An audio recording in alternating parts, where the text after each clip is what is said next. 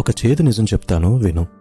ఒకవేళ నువ్వు పైకి పోయావనుకో, అదే చనిపోయావనుకో, నీ బంధువులొచ్చి మొదటిగా అడిగేది చనిపోయి ఎంతసేపు అయింది, అంత్యక్రియలు ఎప్పటికైపోతాయి అని. ఎందుకో తెలుసా? నువ్వు పోయావనే బాధ కన్నా ఎంత త్వరగా ఇక్కడి నుండి వెళ్ళిపోవాలా అనే ఆలోచనే ఎక్కువగా ఉంటుంది. స్నేహితులేమో కొన్ని రోజులు నీతో దిగిన ఫోటోలను ఇన్స్టాలోని వాట్సాప్లోని మిస్ యూరా అంటూ హల్చల్ చేస్తారు. కొన్ని రోజులకి వారి రోజువారీ జీవితంలో మునిగిపోయి మళ్ళీ యథావిధిగా నవ్వుతూ నవ్విస్తూ వారి వారి రొటీన్ లైఫ్లోకి వెళ్ళిపోతారు.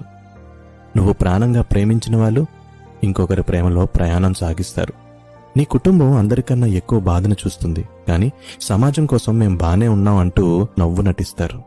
నిజం ఏంటంటే ఈ ప్రపంచం మనలో ఏ ఒక్కరి కోసం కూడా ఆగదు. అందుకే చీకు చింత ఉండనే ఉంటాయి.